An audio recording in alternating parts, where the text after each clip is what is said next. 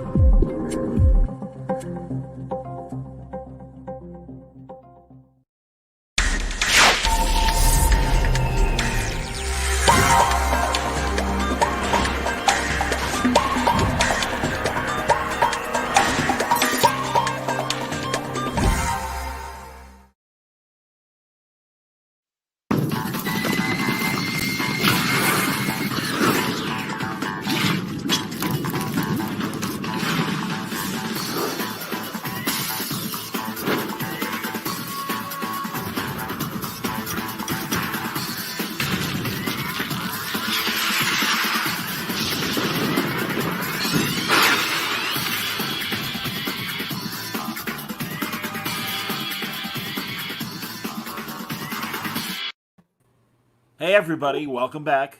It's Word Balloon, the comic book conversation show. John Suntress here. Man, around this time of year, I would normally be probably prepping for New York Comic Con. Likely running into the couple that you see right now there, the power couple. The brains behind King Kirby. Not only a great Off Broadway play, but now an incredible audio dramatization, podcast serialized. There's a good Ryan Dunleavy promo piece of art. But I am happy to welcome Crystal Skillman and her husband, Fred Van Lente. Welcome, guys. Hey, John. Hi. Good to see you both. It's so great to be here. Honestly, guys, I don't know how many years it's been since you created King Kirby as a play, but I've been waiting for this day to talk about it. What are you seeing down there? There's another member. There's a third unexpected guest wanted to join us. Adorable. What's his or her name? His name is Newt. Very nice. And he's a big baby. He's a big baby.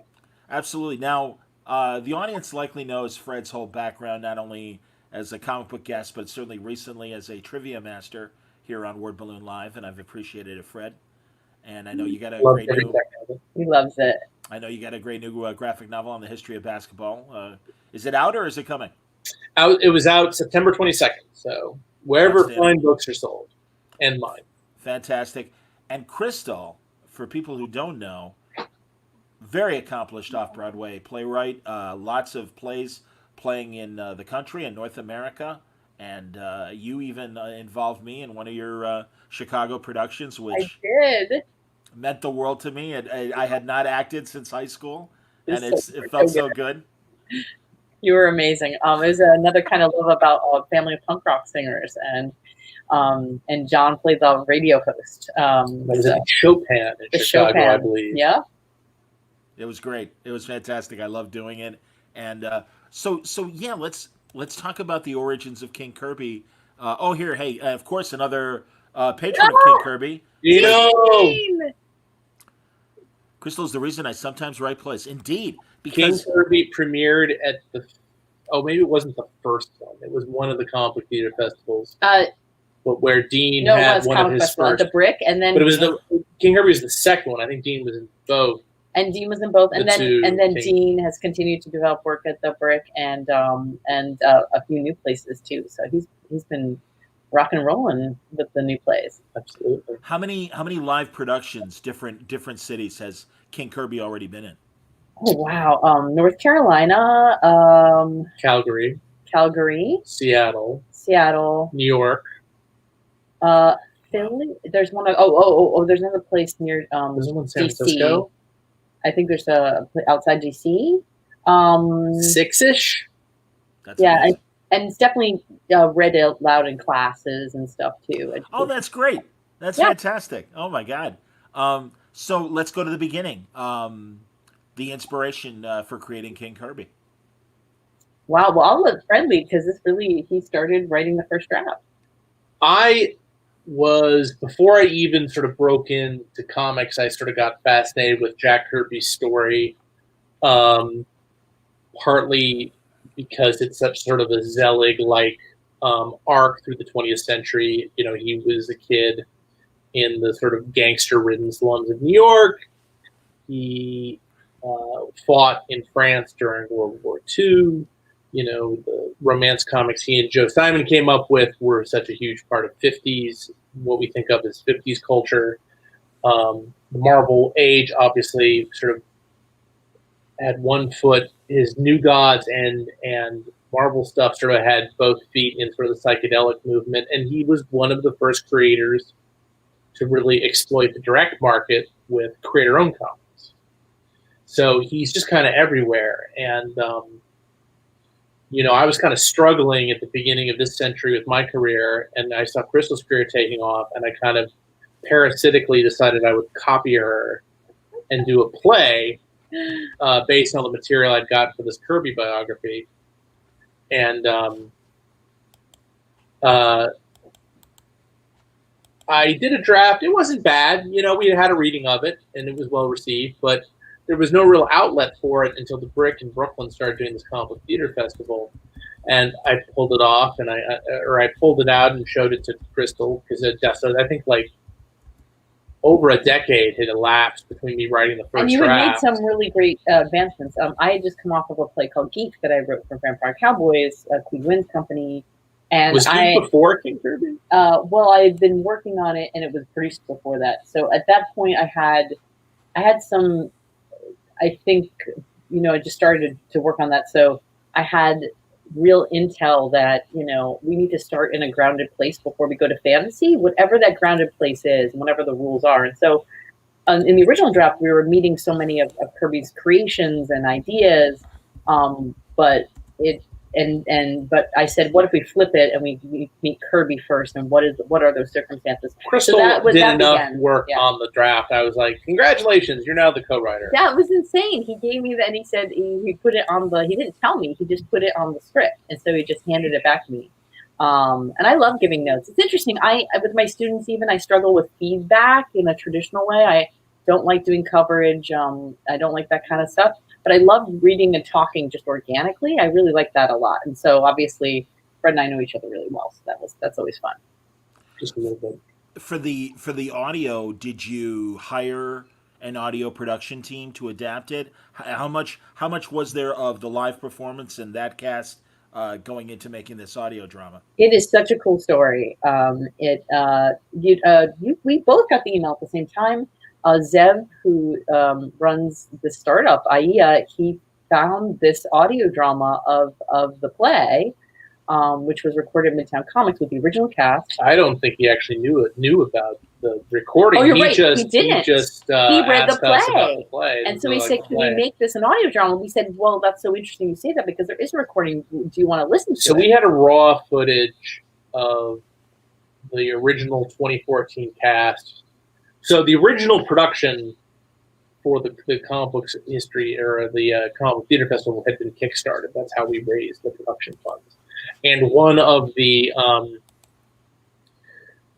rewards you got for backing the show was you got an audio recording of the cast reading the show. It was an audio recording to get around union and Midtown Comics graciously hosted it, and we had everybody. Stephen Latazzi, Joe Mathers, Crystal. Yep, and they just published it, so they were reading from the published Cassidy books. All very graciously agreed to donate their time, who read from it. And so that was part of the Midtown Comics podcast. It was like their Christmas Eve 2014 show.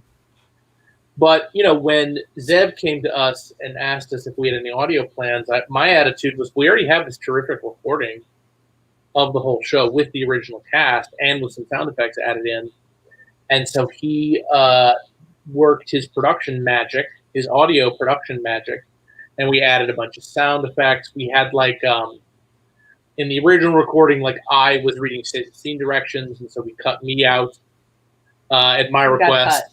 My performance was fine, but I felt like pure. John and I have talked about this as many times because we're both old school radio show fans. I want it to be pure audio. Like I don't want like the voice of God coming in saying it's the Lower East Side, 1929. Like I prefer a mix where it's like Hitchhiker's Guide and it's all done with kooky characters. Well, that narrator and the way that Douglas Adams wrote that was so fantastic. So I'm with you on that way. I love that. Oh God, yeah. So it took about 2 months, I would say, of going back and forth of him remixing it and adding in music and more sound effects.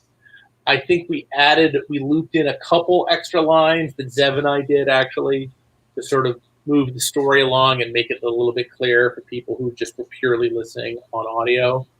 And I was stunned at how well it came out. That's excellent. You know, I have friends that are playwrights, and I think I've tried to introduce them to you guys in the last few years, and helping my friend Susan Ferrara with some of her plays. Oh, right, yeah. I've helped her with table reads and just kind of get a feeling for the dialogue, hearing how it sounds and stuff. Years and years ago when we were all together, and recently was involved with a table read with the Justice League animated cast for Mainframe Comic-Con back in August, where we had the whole cast. We had including Clancy Brown as Luther, and Andrea Romano, the great voice director, led that, and it was fun to watch because she would, as she would record a dialogue session for a cartoon, stop them, make them reread lines. A little more emphasis there, George. Come on, to George Newbern, or directing Kevin Conroy, directing the great Carl Lumley and Susan Eisenberg. It was a lot of fun, and we're prepping for Baltimore Comic-Con a really fun table read adapting Mark Waid and Alex Ross's Kingdom Come with Susan. Oh wow! We're doing all my favorites. Oh man, well then you'll love this. I need that, yeah. Well, the great thing was I was talking about it with Susan, and we were possibly going to do a different table read, and she's like, George Newbern from Father of the Bride and Superman and Scandal, and he was the voice of Superman for the Justice League cartoon. She's like, can you find something for me and George, because we really didn't get a lot of scenes together in the old Justice League cartoon. And I said, okay. And then suddenly we were trying to. She's like, are there a lot of Superman, Wonder Woman stories? I'm like, yeah, there are. Good Lord, yes, there are. And then all of a sudden it occurred to me, because we had already got Mark Waid involved in Baltimore Con, and I'm like, do you know Kingdom Come? And Susan's like your reaction, Crystal, was like, yes, I do. That's a great. I'm like, all those great scenes with Wonder Woman and Superman. Oh, so good. And really dramatic stuff. Yeah. So they're going to do 4 scenes. Well, did you tell them about your Instagram feed that's your favorite? Oh, so this is a total nerd thing. I'm obsessed with, oh God, what's it called? We have to find it, what it's called. So make sure people can follow. And it's great because I start reposting from it. People either love it or they're like, what? Is this what I think it is? So it's an Instagram feed totally dedicated to and it's not photos or photoshopped, other fan art or comic book artists or animation that features Superman and Diana, so basically Wonder Woman together, and dating. Most of them, some of them have been like amazing. Like one is like it's from Summer Nights of Greece, and they're dressed like in the 50s, and they're on the hood of a car. And sometimes they're great things like that. Sometimes they're honestly about their relationship and giving flowers and stuff. But a lot of times it's about that they have sex. And they love it, and it's their thing, and they can do it fast, and they isn't it like and they have to save the world, but they really want to have sex and or rated? Yeah, but they're pretty they get pretty exposed, and hilarious. A lot happening. So it's all about them shipping each other. Hey man, if that's your thing, I love, and it's my favorite thing. But my favorite Batman is also from Kingdom Come, because whenever I see and I know his nose keeps getting weirder, and with his outfit, and I don't understand in the movies, I really don't understand the more recent Batmans. I love the tone of them. I love Chris Nolan. I love Inception, but I really kind of don't get Batman himself. I don't get what he does. I just don't get it. You don't know why someone would do that? I don't. It just, all the other characters make sense. The Joker makes sense. Everybody makes sense.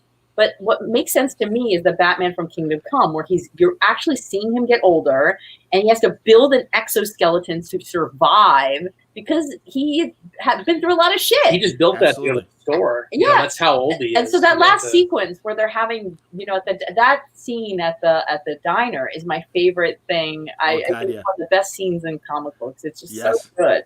I love that exchange. It's and really, Susan and I were talking. She's like, Kevin is always so busy. It's really hard to get him, and it's a shame because that is my favorite scene. And I've told Wade that my favorite is when Clark asks Bruce, how are things with Luther?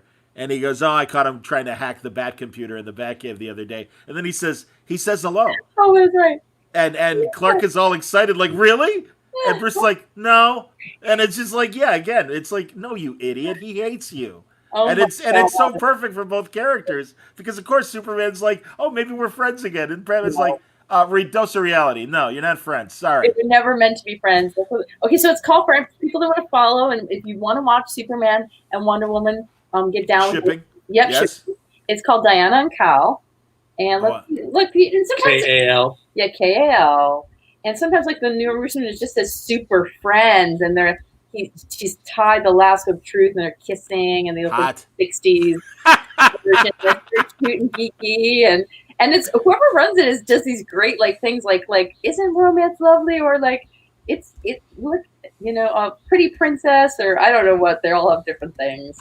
So it's all one word, Diana and Cal. Diana and Cal. Yeah. All right, that's cool. On Instagram, I don't know if Susan's got to be made aware of this. I'm sure she's aware of it. It's fantastic. It's like someone's infinite con sketchbook. Well, and I feel like, and I know they where it's one subject. And I know for Wonder Woman 2, they brought back, and I love what's his name. My cat is biting me. Cat is biting her. No, don't throw random my possessions at her. But, I use that. And I know that. Oh my God. Yeah. But I think also Wonder Woman needs to be with someone she can't break. Like, it needs to be someone who is not human. Like, it needs to be right. And Batman can break. That's why he has the exoskeleton. So I think Superman is that's perfect. That works, Well, they've gone back and forth depending on the Lois and Clark relationship, where sometimes DC has thrown them together. And then, no, you're right, especially on the animated series and in the 90s, it was Bruce and Diana. And a lot of really good comic book stories in that period as well. And it's really weird, too, because Lois Lane is one of my favorites, of course. But I also always got the feeling that Lois was seeing other people and doing a lot of other things. Like, I always got the feeling that when he was like, I had this girlfriend in high school, she was like, whatever, man. Like, I don't just do, this is an open relationship. I don't really care. Like, she didn't seem obsessive. Like, so. No, that's why Superman is fascinated by her. Yes. Lois is the most capable civilian in the DC universe. And that's why, thank God, finally, Rucka and Mike Perkins did such a great Lois solo series recently. Oh, cool. Oh, yeah, you'll love it. Honestly, when it's collected, I'm sure Fred will get it for you because it's fantastic. Oh, I love that. I should get that. Oh, my. Beautifully drawn, beautifully written. There are no royalties. I'm paid in comics. That's right. There you go. Well, I understand. But yeah, so... now, the first part of King Kirby is out. I did put the link in the chat, everybody. So if you're watching... Oh, absolutely, man. No. We want subscribers. We want people to check this out. And you'll get one episode a week for the rest of October. Yep, and then it'll all be released together, 2 seasons together. And I think one of the joys was talking about, is it released as one? Can we do episodes?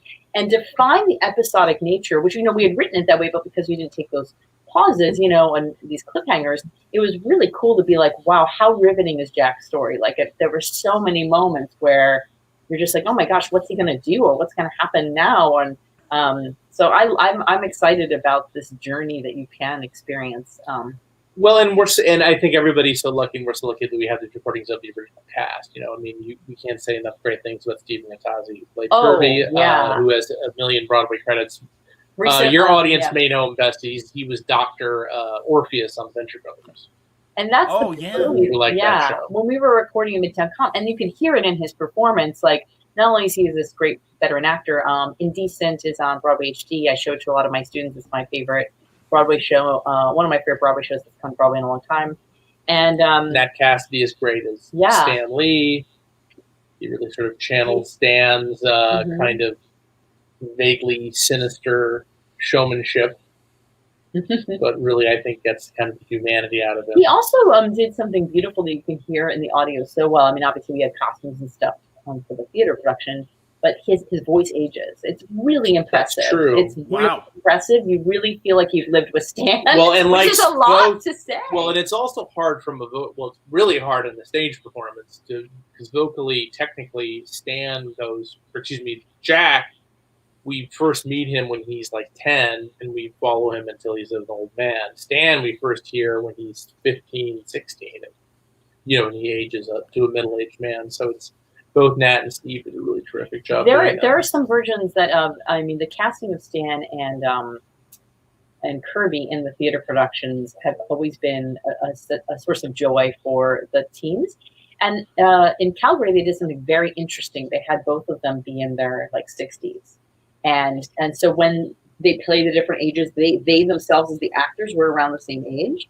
And then Seattle did something quite interesting where, because Steven has a sense of youthfulness. He has an all ages sensibility about him. In Seattle, the actor they cast, who was in, I think, Dallas Buyers Club, really great actor.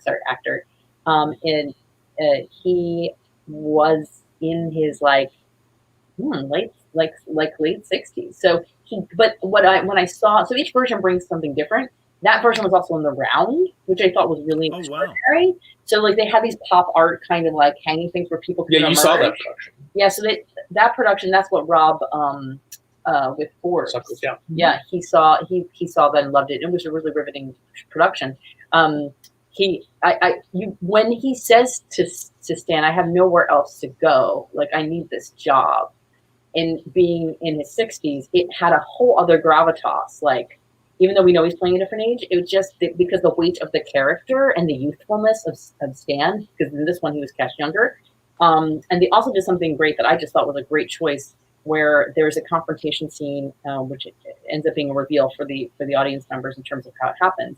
They amplified Stan. So they kept all the lines, but they had 4 other Stans emerge into the round space, and they all echoed Stan's lines. So the sense of power dynamic and what he's lording over Kirby was quite enhanced, and it was scary. I was actually chilling. I was like, whoa, there are 6 Stan Lees here, and they're all freaking me out. When he passed, every single actor sent us their show photos. Stan Lee. Yeah, with their sadness, yeah. Okay. Wow. Yeah. And also, what I love about live theater is the challenge of using, especially on a small scale, some of these storefront theaters. Certainly Chicago were populated with those. And just the challenge of limited space and how every production, works through that. And I think there's always a lot of really creative solutions to that. In the case of audio, I mean, you've got an infinite canvas with sound effects, and so that's got to be thrilling to kind of appreciate it that way. Yeah, it's kind of the ultimate black box production, right? Because you don't, the play had to be 70 minutes because we were part of the festival, so we kind of had to. Are you gonna let him go? Okay, that's all right. Don't worry about it. I love when the cats do their thing. He's lying there, Fred. Of course he is. No, sweetie. Sorry. I'm sorry. Sorry, buddy. He's very he's very excited about us both being in here at the same time. This is not something that happens that often. So it's a real treat for him and a nightmare for us. Ultimate black box. Yes. As far as audio. So we had everybody, like Amy Lee Personal plays. Wonderful actor. Roz Kirby, who's a real, who's really the bedrock of his existence in many ways. Yes. He does a great job as the auctioneer and all these other characters. And they're great live, but you sort of get their versatility even more with the audio production where it's just their voices. And it's almost like the audio, version is like I said, an ultimate black box where you can just go anywhere in time and space, and we do. It's amazing. Well, and when I started entering, I have an audio drama writing this fall that's going to get released next year, and that's great. I was already making this expansion into TV and audio before the pandemic, and so once this happened, obviously, we've all had a way to survive, and obviously, you have this wonderful tool and device and your beautiful voice, and so you're like, okay, well, we can do this, and so. I called up everybody I'd had meetings with, and I was like, where are we, And so I was lucky with that. But to come back to theater, Mac Rogers and I have been talking for about a year, and he's a very good friend of mine. He wrote Steal the Stars, and he wrote The Message on Slate. And so I was just like, Mac, share your secrets with me. So I kind of got these, and I kept having him in as a guest artist for my high schoolers, which of course he was paid for. But then I was like, then I get to hear more about the audio dramas. And so we kind of made some good lessons for teaching audio drama, which I use now with Pace and his work. And so they get to know his work too. So I felt very lucky to have him kind of as a mentor in that as we entered that arena. This is so great because we already had it. And I was already thinking about and pitching for audio drama and writing this. And then to have this happen and re-examine it is cool. Fred has work that he's talking to places about being audio dramas too. Right.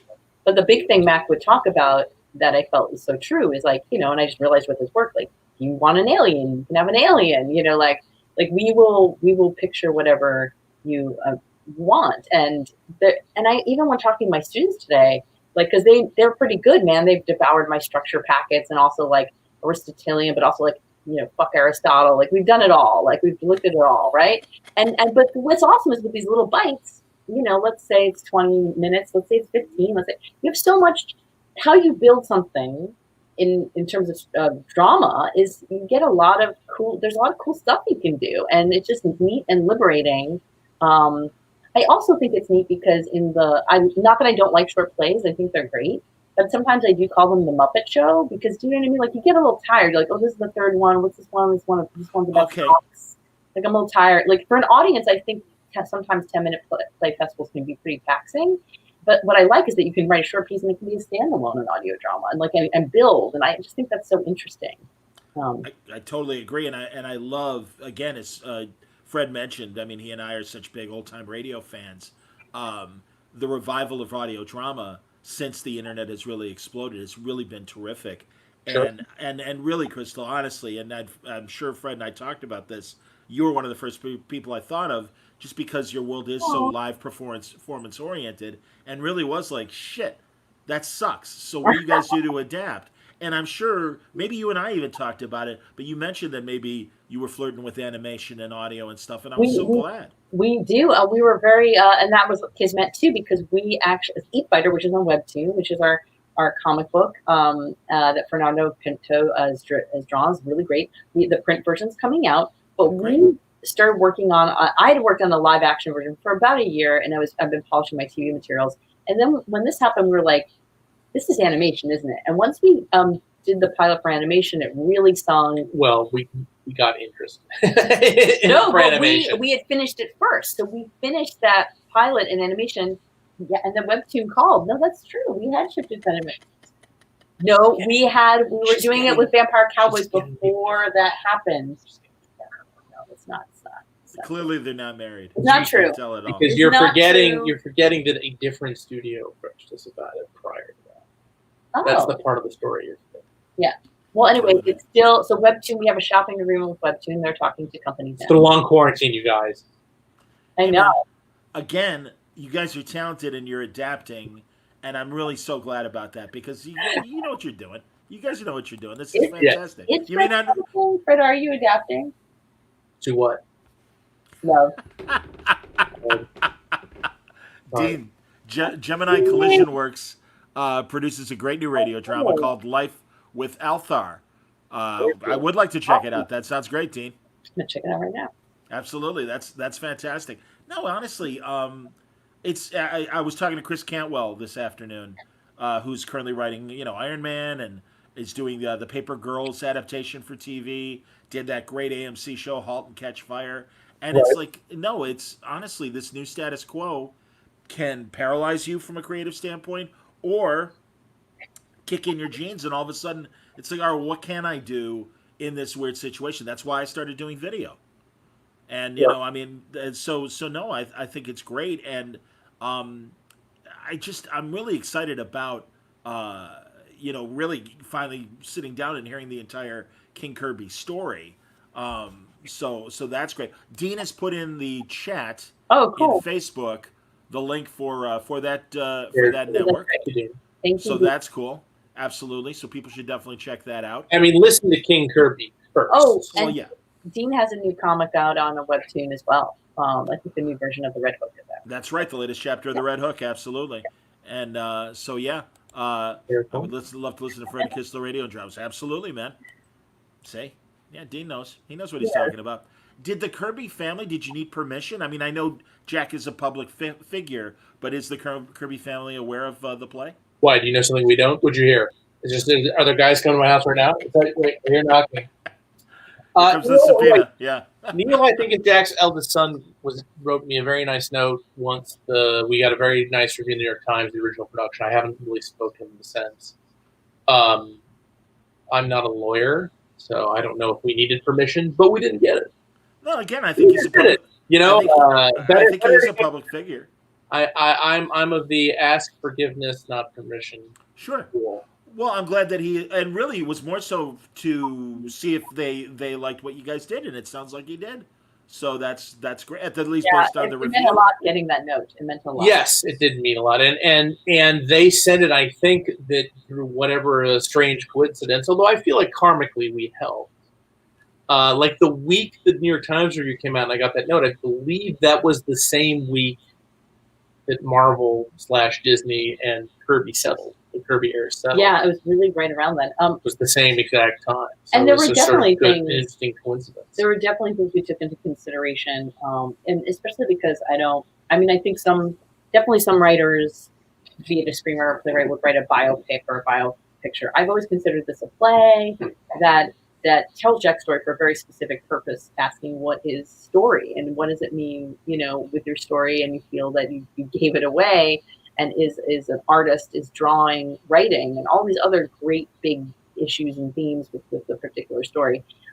So, because of that, to me, it is a riveting play, which kind of like Red or something like that, where it's not a biopic. It's not like you go there to learn necessarily all the facts, but you're going to have an experience, which is what I think theater is. Red is a play about Mark Rothko, the painter, Yes. who famously starred Dr. Octopus himself. He did, yes. Alfred Molina. And that is also on Broadway HD. I know everything on Broadway HD. I think that might be Broadway Direct. I think it's actually everywhere. But but I did. I'm translating all of Crystal's theater I references. love all this. This is great. But I really there are a couple things I knew. I didn't mention when Roz calls to the family. We never see the family. I don't mention them by name. I did a lot of research with Roz. That's the thing. One of the things I'm most proud of is their relationship on stage, and her monologue is done a lot in competitions. That there's a big sequence where Jack At the realized. very end. Yes, I think it's in episode 3 or 4 of this, where she expresses her frustration and love of Jack, but also how difficult the Right. situation is. This is at a point when, in the 80s, when the Kirbys realize a lot of Jack's Marvel art has been stolen and sold to others, and is now being sold on convention floors without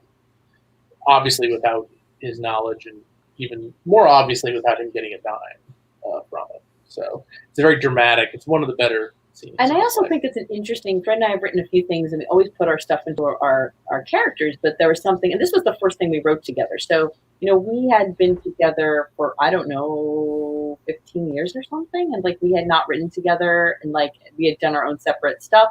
We read each other's stuff, and so it's very interesting that in this is a play that I feel like means so much to Fred because of what it means to create in the comic book community. And for me, I'm really interested in what the importance of something beyond clicks and likes and certain kinds of value systems we place on things, and capitalism and the actual work itself. And that's kind of what Roz talks about. She says, I see your work on lunch pails and T-shirts and everywhere I go on Frisbees, but where are you? Lunch boxes, right. Okay, lunch boxes.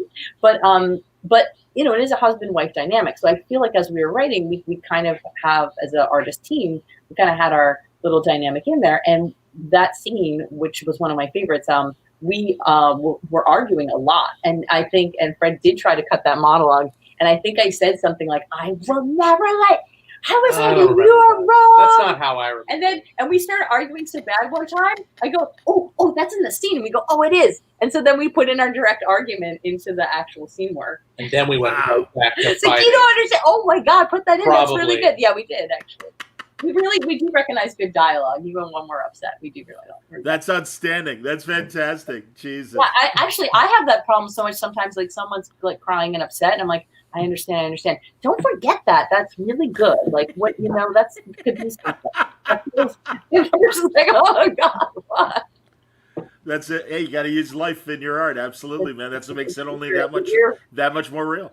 That's right. I also hear potential titles everywhere, and someone will be talking. I was like, that's a good title. And they're like, what are you talking about? I'm like, that's good. So that's so fantastic. That's excellent. Seriously. So is it like 70 minutes? How long is the running time altogether? Maybe a little more with those sounds. Yeah, it might be a little bit more. I think that it might be more like 80. Yeah. Okay. But you're going to get about 15. You're going to get 4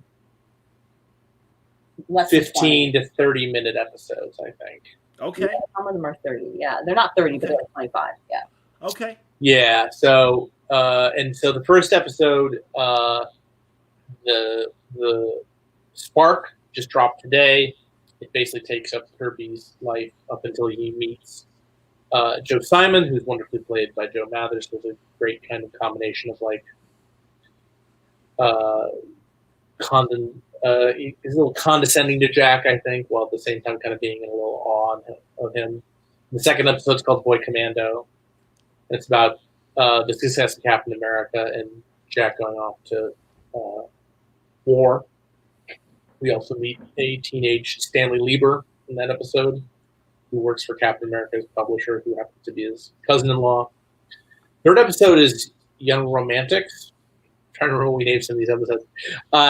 Jack comes back from the war and creates young romance with Joe Simon, but the working hearings and a lot of other problems really kind of threaten the relationship. And then Age of Marvels is the last episode where Jack has been forced to return to Marvel, where he makes his fateful collaboration with Stan Lee and all of the joy and sadness that goes out of that. That's awesome. Do you take him all the way to his death? We kill him. No, sorry. Do like everything. The play actually opens with him already dead. It opens with him at the auction. Yeah, right. There's auction. There's a Sotheby's auction of mostly recreations from the right after he died. That sort of serves as a framing device. The ending is kind of a meta thing, which we probably shouldn't give away, with how it reveals how he gets through this. Yeah, I don't want no, and truly, I wasn't expecting you to tell me the ending. I was just wondering, if obviously it's a full, as you say, it really isn't necessarily a biography. It really is him, and like he lives forever and joins the source. Excelsior! Are you trying to use that as Stanley impression? That's a Stan. That's a Stan. Absolutely. Version. That was Dwight Eisenhower. You can recognize that. I have to say that piece of dialogue is absolutely incredible. There's some great Stan moments, but my favorite is Excelsior, and Jack's like, and you just Steven's playing of it. What is that? What are you saying? What is that? Excelsior. It's the motto of New York. Did you guys hear? Did you guys hear the that radio interview where it was with these, or maybe it was, I think it was radio. Probably public radio, these two uber comic fans having a great conversation with Jack on his birthday, and then they innocently, as a surprise, bring Stan into the conversation, and you can hear a little bit of Jack deflate. When I've heard of this. It's on YouTube. You can find it on YouTube. And, oh, hello, Stanley. Okay. Yeah, oh, that's very nice, Stanley. Thank you. And he was polite, but you could just kind of tell because he was having a great time with those guys. And then all of a sudden, Stan comes and it's like, all right, I got to share the spotlight again with this guy again when I really did the majority of the real writing. It's funny, I literally yesterday spoke to John Romita Jr. And Senior was never really demonstrative about it, but he would talk about how Stan would give him a springboard for a story, and then both Senior and Junior would talk about car rides that they would take, and Senior would be like to not only Junior but also Junior's brother, and be like, yeah, Spider-Man's fighting Doc Ock on the waterfront. I don't know how he's going to get out of this. What do you guys think? And just like kind of plot it out and everything on these long car rides, which I think is amazing. And again, I know the great thing is there was some reality show before Stan died, and they went into one of his warehouses where storage things where he still had a lot of original art, and you could see Kirby notes on the art, on the original art of like dialogue Sure. suggestions and things like that. So yeah, it really is interesting. You know, there we go. Yes, Dean is right. That Jack interview with the Stan surprise, it really is. It's very sad. And if you look up Jack Kirby Stanley radio interview, I'm sure you'll be able to find it, everybody. But it's very very interesting. Well, I think the to me what's even more sort of heartbreaking is that I guess it ended up kind of working in his favor was when Johnny Carson, they were doing the 3D glasses thing. So I can't remember who Johnny's guest was tonight show, and they had one of those Rayzone 3D comics, and the glasses said like Kirby King of the Comics on the side, and Johnny Carson's went off because I think Carson thought they meant stand-up comics, right? Like, and Oh, Johnny Carson never heard of a Jack Kirby. Just went off. Who is this guy? This is all wow. BS. Just kind of went off on him to the I point saw where he that. had to then apologize the next night during the monologue. Carson did, because someone finally said, "Well, they didn't mean Wow. Does they that didn't mean stand-up comics. They meant comic books." And he was like, "Oh, oops." does that exist anywhere? Is that footage or audio? Yes, I am pretty sure I've seen at least I don't know if I've seen the apology on YouTube, but I've definitely seen him going off to Oh wow. Ed McMahon You, you know about we who's Jack Kirby, King of the Comics. What are you talking about? I've never heard of Jack Kirby. I have my other podcast I do with Art Baltazar and Franco, the Tiny Titans creators, and I don't know. Well, one of our other cartoonists that's on the show, Scott McMahon, is based in Toledo. So when you talk about Toledo, you got to talk about Jamie Farr and Klinger and Mash and all that stuff. Do And we do. It's either that or Dennis Kucinich, one of the two. oh, So I'll Jamie Farr, at least more of an entertaining subject. So Jamie Farr is doing these cameos. Toledo Well, Mud Hens. What's that? Toledo Mud Hens, the greatest Of course, minor league baseball team name of all time. absolutely. There's only so much Absolutely. you can say. I never get tired of saying Toledo Mud Hens, but I get that after a while it makes for bad radio. But that's part of the Jamie Farr story because he's a big supporter of the Mud Hens and all things Okay. Toledo. And so Farr is doing these cameos. These, you can pay a celebrity to give a birthday wish or happy retirement or whatever, and they're usually 2 or 3 minutes long. And we got him to do, and this is leading somewhere regarding the Johnny Carson stuff. We got him to do one, and very innocently asked, if you are you a comic book fan, and if you are, what's your favorite hero, or what would Klinger's favorite hero be? And he went off for 3 minutes, and apparently was a massive comic book fan. Remembered all of his comics. Met Bob Kane, got a sketch from Bob Kane.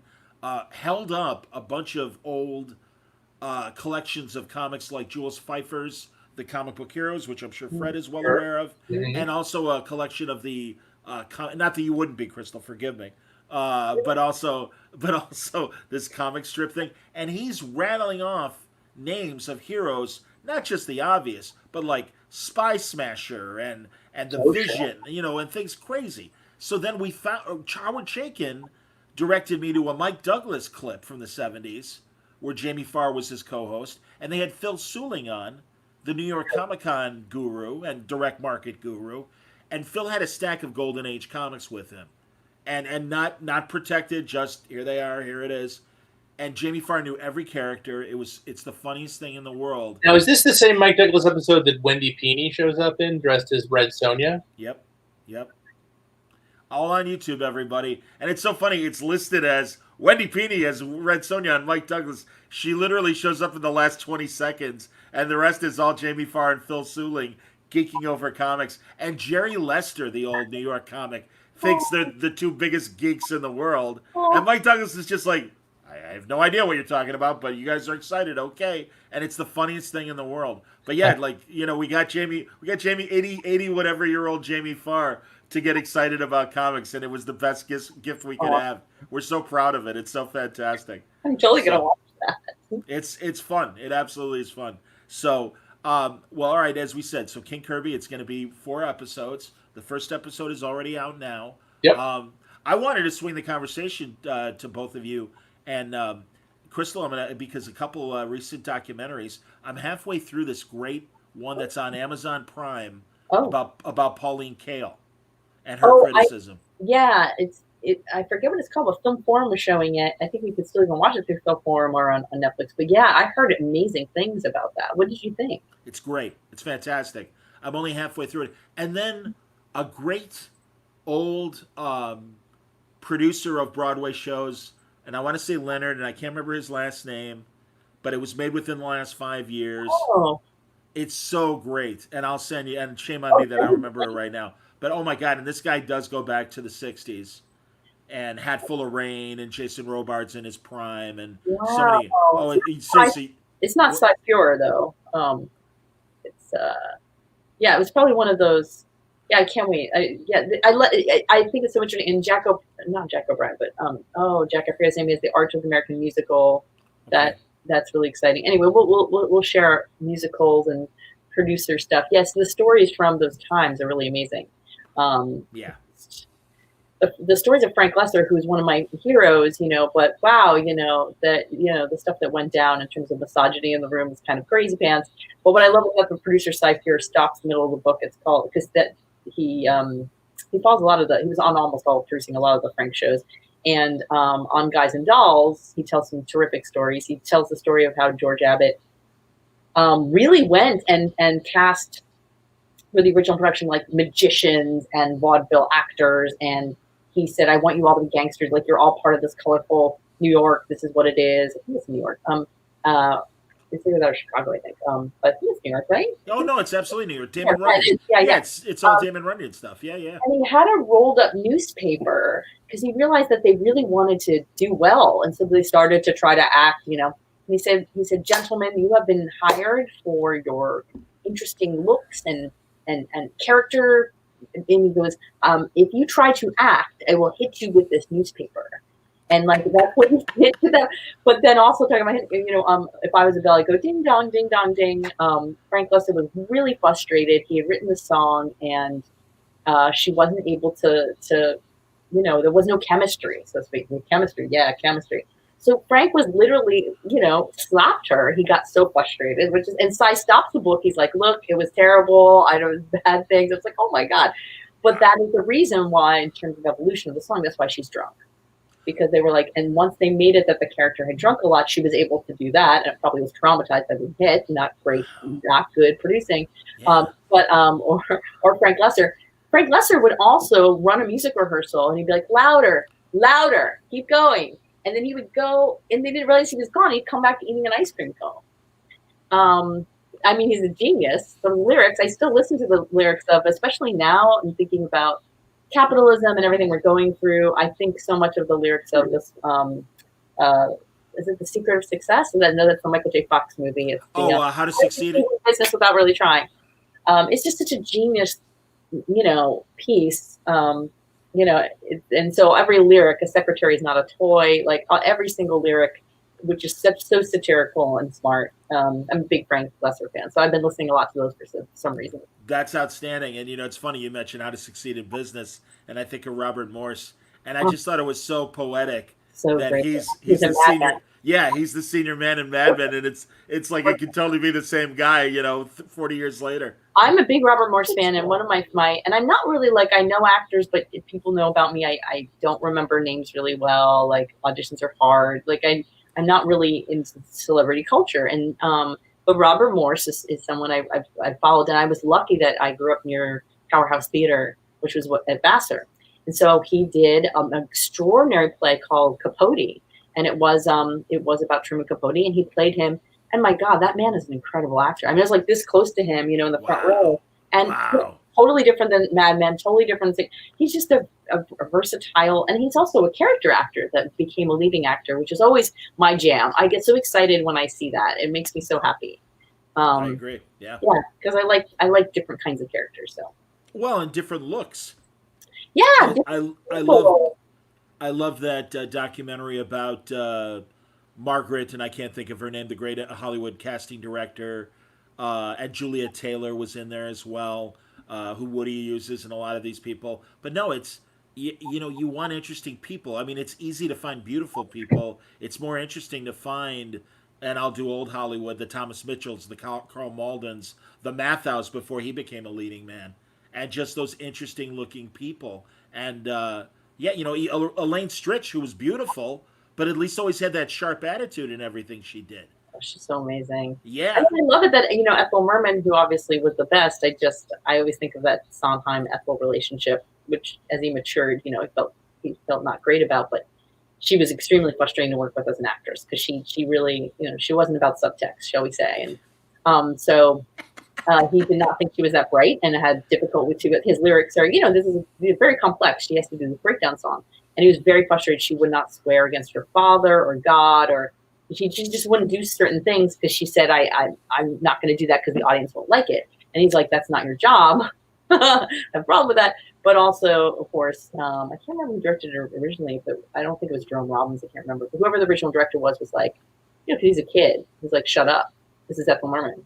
You don't do that. You don't talk to her like that. And so, wow, that Broadway star hierarchy is fascinating. Oh, that's the way. I mean, it really used to be like that. I mean, we're really blessed that this conversation is coming up. We're trying to go back to not the normal because it wasn't really working, and we were talking about what needs to be happening in terms of diversity, both in creative teams and on the stage, in a very convoluted way. It wasn't working, and it really laid with casting directors. So that's going to be a big deal. There's so many things to shift and look at.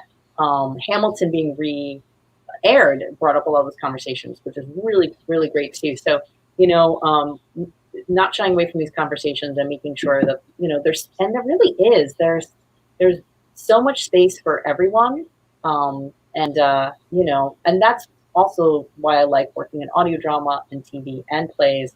I find in theater, sometimes if people just work in theater, it becomes people feel like that's, they get a little, it just feels like, oh my gosh, this is all I have. And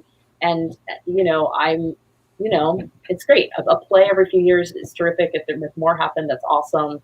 But when you work in other mediums, then you can be in other places as well. And I've never wanted to monopolize the theater scene. There's a lot of great people out there, and I'm really into mentoring playwrights when I can and stuff like that. That's awesome. Freddie, are you happily along on these Broadway jaunts or whatever? Or is this, really? Okay. When I get invited. She scores a lot of work. She scores a lot of free individual tickets, so I get to come when there's an extra ticket. I tend to have a great time. I did theater at school, and I he really was loved Mr. Anthropus, and By the Skin of Our Teeth. Yeah, we did a lot of plays. Wow. A little bit in college. Sure. No, I love that stuff. No, and I can I can see that too. First of all, the premium of a single ticket. And I can appreciate that. But yeah, that's too bad. And also, no, everything you just said about the Broadway and theater culture, Crystal, it is. I get it. Yeah, and it's going to take some pushing and stuff too. But it's the people that are doing the kind of work that you want to see and that people want to see that is new. We're all on the same page with that, and it comes in. It's everywhere right now. It turns in conversation with comics and every medium. What stories is everyone telling? And I think it's important, and that's why I try to teach my students is embracing all of that. What's in the zeitgeist? Why are you telling the story now? Why you? And relating that. And with I'm blessed. I'm a guest artist sometimes at TDF teaching playwriting. And because of that, I got to study musicals. So I got sent to musicals. So that was a real gift, and I think that's why I became such fund, right? Yeah, that's why I was going to ask. Thank you. Okay. Good. Yeah, because I'm on about 5 musicals, and Mary and Max has commercial producers now, DDM Productions. They're wonderful. Thank you. Love you guys. So when the pandemic, there's already things in motion for post-pandemic and seeing where we land. But because we had this, Bobby Cronin and I had this incredible production in Austria that just really got a lot of attention, which was really exciting. What was the name of that show again? Mary and Max, musical, based on the claymated film by Adam Elliott, which is absolutely incredible. Based on what film?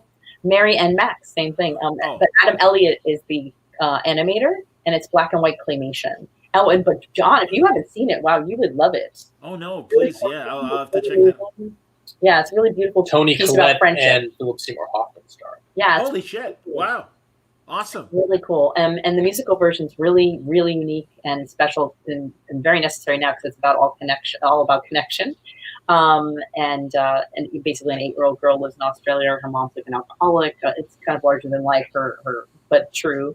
Her best friend's a rooster. She doesn't have anyone to talk to. She finds the address of Max Horowitz, who lives in New York. It's the 70s. There's no iPhones. She writes him a letter. She doesn't know that he has Asperger's, but he doesn't know he has Asperger's yet. He's 44 years old, 300 pounds, and he can't censor himself. So whatever she asks, he answers, and it begins this correspondence. And the question is, will they ever meet? In our musical, we put this reason as to why the story is being told. It was great in German. And it was great in German.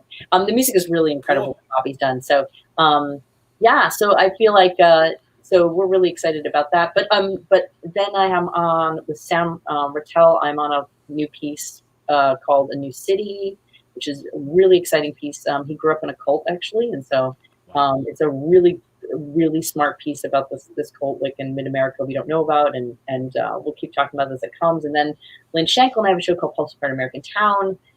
It deals with white fragility and a small town questioning itself. It's in song. White fragility in song. It's intense and it's beautiful. Interesting. Yeah, and so to be working on it now, we just won something right before the pandemic and before all the protests. So that is going to be in San Diego in 2022, but they developed it for the next 2 years. Sure. Yeah, it's really weird. It's definitely harder to write theater, being that I can't see it right away. Developing on Zoom was great, but I do feel lucky that during the pandemic, I either won certain things or, Playwrights Center Minneapolis, I'm a member there for 3 years, and they develop your work.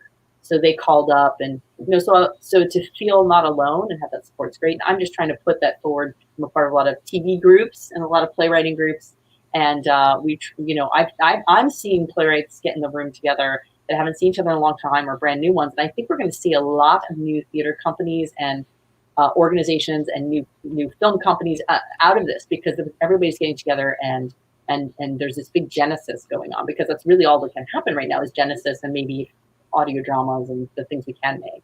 Yeah, and I mean, listen, and I'm glad we have this technology because we can see each other and we can do these kinds of interviews and conversations, and I think that's important.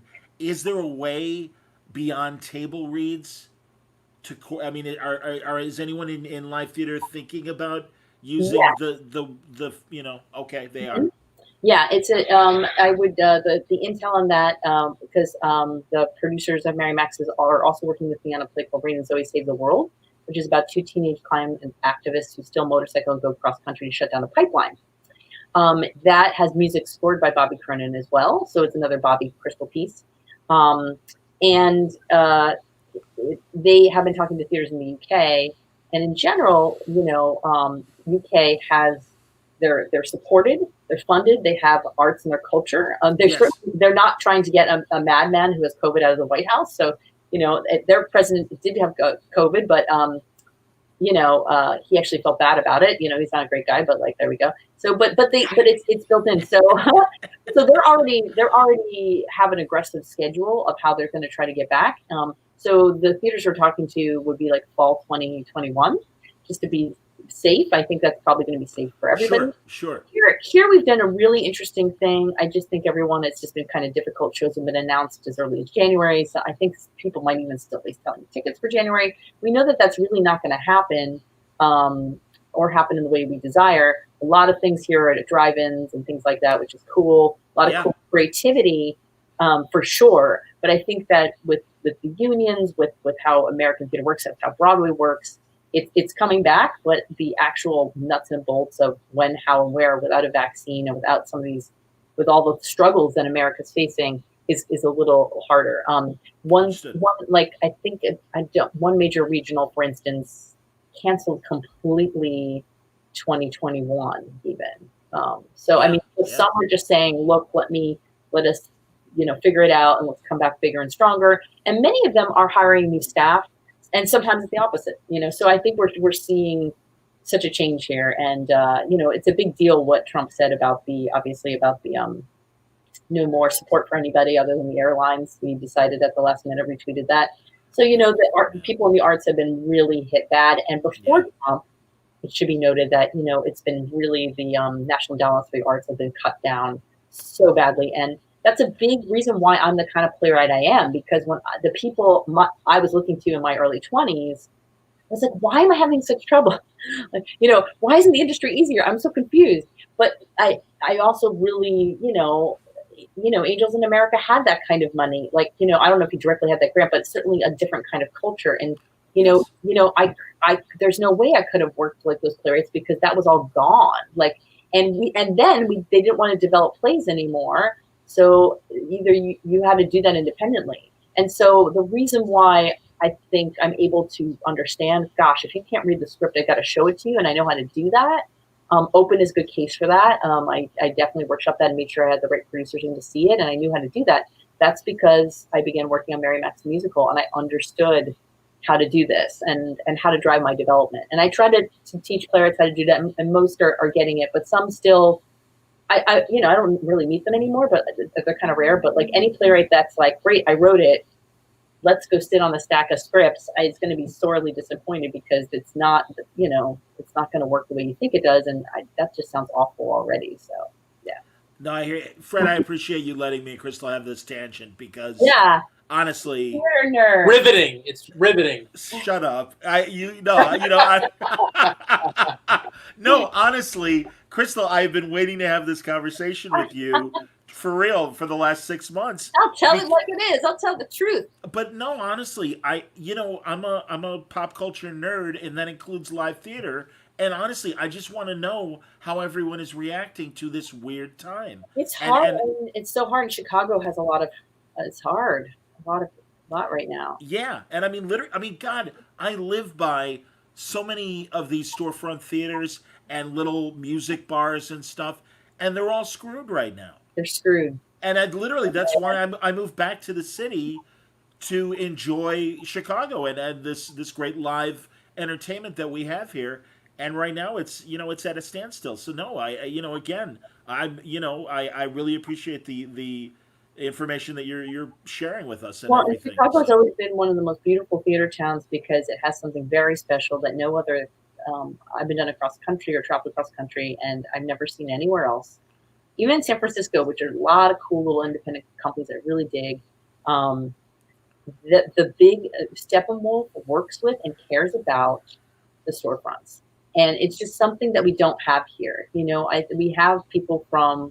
Sure, so people from Second Stage come and see shows downtown. It does happen. But there's not the sense of, why don't you take over our lobby and why don't we help you with some of our funding, and why don't, which did happen here only once that I really understand of, and it was the Public Theater with the Labyrinth theater company. And I've not really heard of any kind of support like that, like some kind of intermixing. And so Steppenwolf's Garage series and these cool things that they do working with, and there's no elitism. Like, that's why I like going there so much, because you're seeing someone who was just at Steppenwolf and they are doing a 10 nights and performing a site-specific play. And that's why they care. The actors, it's an actor-driven town, and they care so much, which is also why there has been some controversy with some theater companies being called out for some best practices and, kind of harassment stuff, but it's all getting cleaned up, which is great. And we should applaud those people bringing that to the forefront, because I think Chicago actors have been more vulnerable because they put themselves on the line. They maybe didn't even become equity because they wanted to do the kind of work they did. And so they're being, they're making sure they're being taken care of and saying what they need.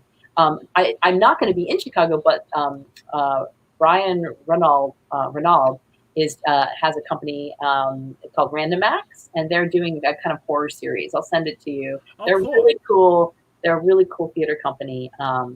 Did they do the thing I was involved in? No, that they were great. They're still around. They're Infusion. Infusion, yes. Yeah. So they're great. There's so many good new places. Random Acts started this scary series, and so they started doing it last year. And I wrote this monologue, and so this year, I kind of watched. They have like a Zoom horror thing going on. Which is really fun. So it's cool. And I did a little short film that I showed with them too. So they've been a nice kind of theater film hybrid even before the pandemic. And and that's the thing that the theaters are going to have. actually they want to accept. We do need to figure something out with payment, I think, for people. But I think subscriptions are going to go.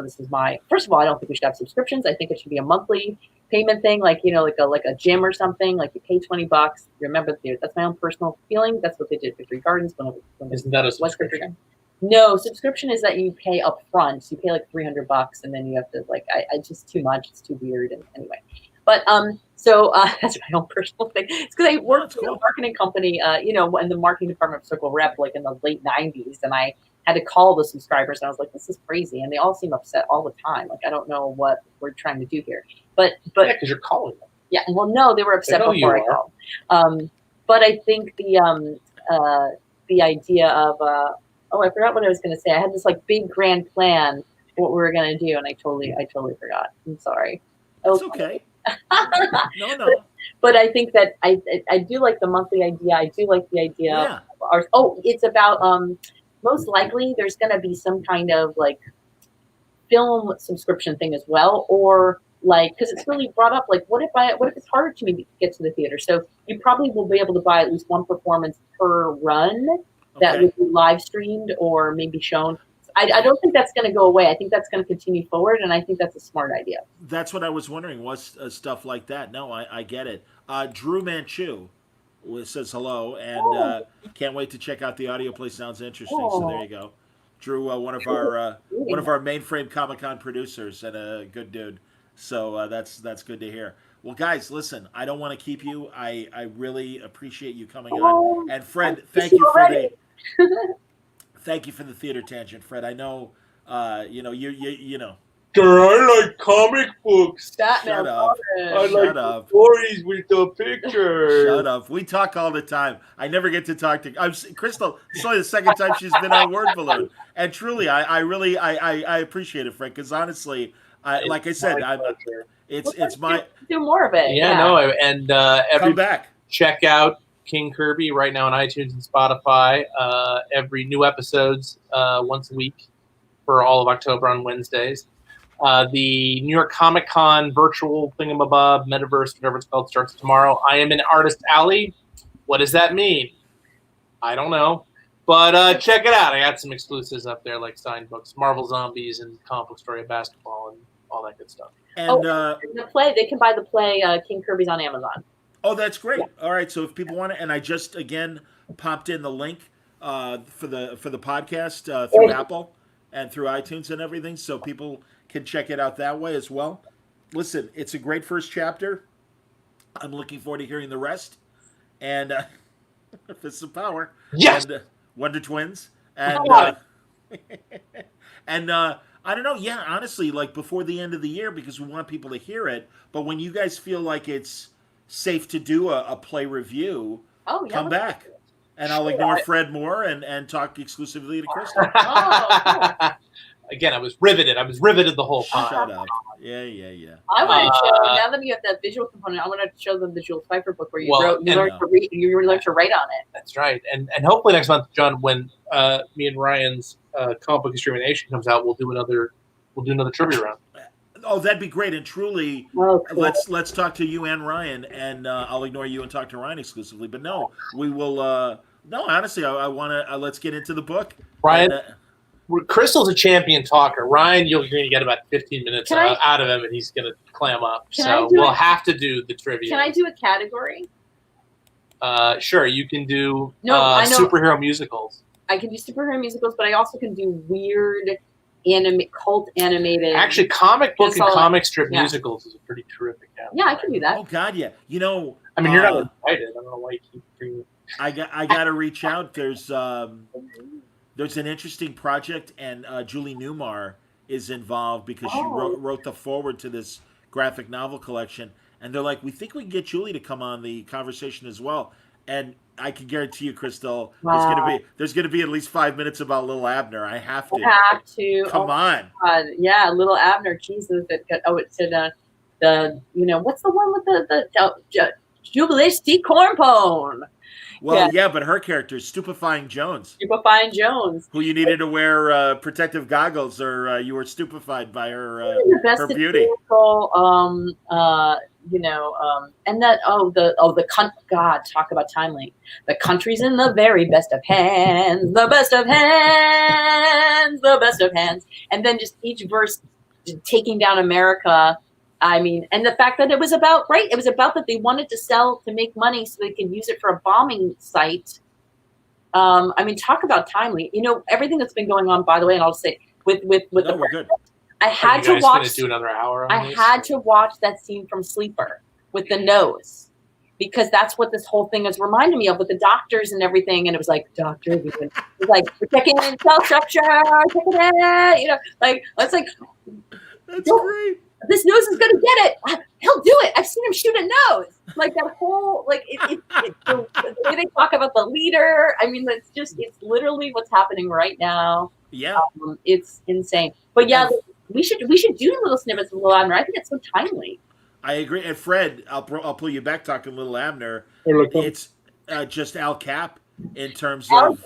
I mean, no, Al Cap, this brilliant satirist who took this weird, literally right turn and abandoned his liberalism. A forgotten person who testified during the Wortham hearings. It's chilling listening to the Wortham stuff in the audio drama. I think it actually lands better because it's the Timothy Reynolds does a great job as Wortham, and George Patton and Martin Goodman and Jack Leibowitz. All your favorites. What is the line? Is it something that's like, I would not say you can go and rape a girl or you can steal from the store. But that's right. I would just give someone a comic book and just see what they learn from that, and then they would know how to do these things. But that is up to you. Yeah, that whole scene is directly from the transcripts. From the transcripts, yeah. We actually, I think it was like 20 times longer. We had to keep cutting it down in rehearsal because we really loved the Wortham stuff. My God. Well, and it's so... How awesome is it that the public radio station, was it NEW? I forget which. No, it wasn't NEW. They're not public. But whatever the station was in New York that ran the audio of the Senate hearings, and they actually exist still. Well, and the local stations in New York City carried it live. Right. They televised it. Everyone else. What's funny is that at literally the exact same time McCarthy was melting down. That was the same day as the famous have you no decency remark from the lawyer for the army or whatever that basically brought down McCarthy. That was the same day. So comics, we can never catch a break. Even when we're being publicly pilloried, someone else being publicly pilloried steals our thunder. What are you going to do? Leave this in the dust. What are you going to do? But no, great conversation as always, guys. Hey. King Kirby now available wherever you can get podcasts. Episode 1 is up. It debuted today. 15 minutes of greatness that is only going to make you want to hear the rest of this incredible story about Jack Kirby and his storytelling. Really neat stuff. Adventures. Be well. Great seeing you both. I miss you. Talk to you soon. We'll talk soon. Absolutely. Take care, guys. There we go. Fred Van Lente, Crystal Skillman. There they go. Into the ether. Thanks a lot for watching, everybody. Word Balloon Live tomorrow. I'm talking to Anthony Snyder, the great Jimmy the Greek's son, about his very famous father in the world of sports gambling, but also Anthony is a comic book art dealer, and we'll be talking about that. He has a role to play in Baltimore Comic-Con. I'm tripping over myself because I was so excited. I love Crystal. I mean, I love Fred, too. I love them both. But seriously, getting to know Crystal has just been such a delight. And I have several playwright friends in New York, and they're like, you know Crystal Skillman? And I'm like, yeah. Because it's Crystal. She's great. Yeah, I know she's talented. But it's so great that it's like, oh my God. And they really do. They get really excited about it. And as I do too, as I learn more about her writing and stuff. They're both, man, what a power team. Seriously, 2 great writers. That's pretty amazing. So can 2 writers get together without driving each other crazy, as they say in The Odd Couple? Thanks a lot for watching. Great comments from the Peanut Gallery, as always. I look forward to more Word Balloon Live. And, man, next week is going to be fun. I'm going to tease it on Friday when I'm talking to Kelly Thompson. You're going to enjoy it. Stay safe.